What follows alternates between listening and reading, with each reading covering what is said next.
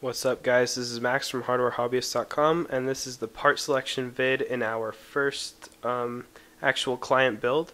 And this is going to be for one of my friends, and it's a really nice build, as you can see from the parts here. I'm going to go over them in a second here, but just note that we are going to do unboxings of most of these, not the hard drives and DVD drive, because those are pretty much the same wherever you get them, but we've already done one on the GTX 590, and we're gonna do some more on like the power supply, motherboard, stuff like that. So I'm gonna go through the parts here and let you guys know what's gonna be in the build. So of course, for the case, we have the Corsair 800D. There's a bit of a glare there, but I'm gonna get you a better view. Alright, so the box is ginormous. This case is a very large case. It's probably one of the biggest on the market, and it has so much room inside. It's really nice to work with. However, on the downside of that, it's extremely non-portable. So if you like to bring your computer places, like if you attend LANs and things like that, this case might not be the best for you. But it is very beautiful, and it has the window. And of course, Corsair does make a version of this without a window, and that is the 700D, and I have that. That's the one that I use right there. So as you can see, well, I guess you can't see it in this shot, but if I had a case next to it to compare it to, it would be very large. So there you go. And alright, so let's go down to the motherboard. Here we have the Asus Rampage 3 formula. Now this is almost identical to the Rampage 3 Extreme, except a few of the more advanced features are taken out, and the onboard audio is a bit upgraded, and there's not really any need for external audio with it. So that's one of the reasons we got it, because we wanted to save money on the audio card, and this one has really nice creative software for the hardware. The memory that we have is the Corsair Dominator GT. This is 2000 megahertz RAM at 89824 timings, and it comes with airflow fan. There we go. That we probably aren't going to use just because of the noise level, and we're going to have plenty of airflow throughout the case with the fans that we're using. As for processor, we are going with an X58 build, so we're going to be using the original Core i7 series, and this is the 960. This one has just been knocked down to mainstream price by Intel, which is about $285. They started with the 920, and then they knocked the 930 down, and then they had the 940, 50, and now they're on the 960. That's going for about $300. So this is it's not 32 nanometer, but it's a very fast processor, and because it is the 960, it has I think unlocked multipliers up to either 25 or 26, and that will help with overclocking options, which we are going to do. And speaking of overclocking, for cooling that overclock, we have the Corsair H70. This is a self-contained liquid cooling unit. It's basically a pump and a water block on one sort of little unit thing that attaches onto the CPU, and then it has pipes that go to a 120 radiator that we're going to mount on the case with push-pull fans, which it also comes with. And this was a sort of update to their H50.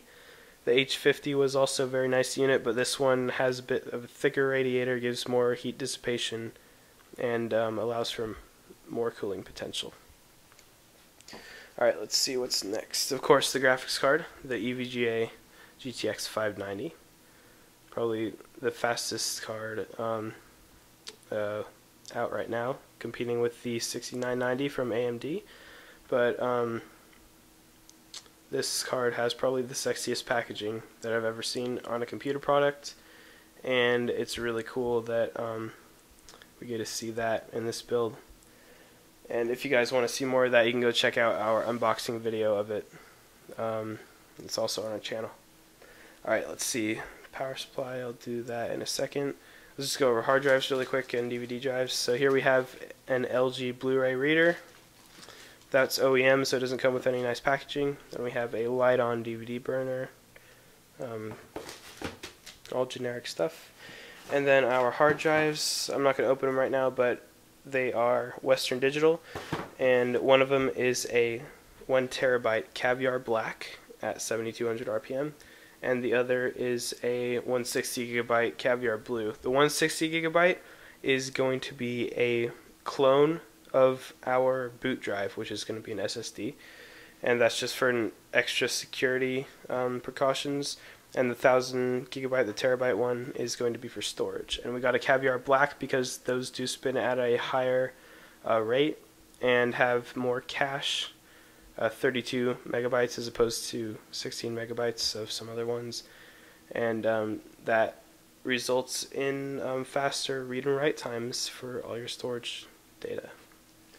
Alright, so I've gone over that. Alright, here's the SSD. It is Intel's new 510 series, SATA 6 gigabytes per second, or gigabits per second, sorry. This one, we have a video where they were showing it off at GDC 2011, and they released it, and here it is. We're going to use it for this build, and it's 120 gigabyte, and supposed read-write speeds are around 500 megabytes per second, so really excited to see like the boot times, install times of all our programs, and what it can do. Alright, last but not least is the power supply. Now this one is a really nice and new model. It is the OCZ ZX 1000 watt. Now this is a fully modular power supply. As you can see here, it's kind of dark, but all these are the slots for cables. There is no mandatory attached cables like a lot of modular power supplies have, so you can completely customize which cables go where, and if you don't need any, you'll be sure not to have them. And it is 80 plus gold certified right there, and it's actually a very small unit for the amount of power it puts out, and that's really nice to see because smaller is lighter, and we want this case to be light, just because the case is so heavy itself. And in addition to that, you have more space in the bottom, especially if you want to do like some custom water cooling loop and you want to mount a pump down there or something. It's really just nice to have that. Alright, and this thing, even though it says 1000 watt, its max, its peak, continuous peak output is more around 1250.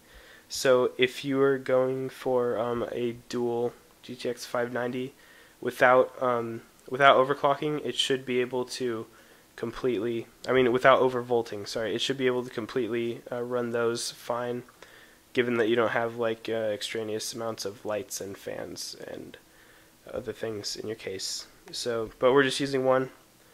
Not really going to spend $1,800 on graphics cards.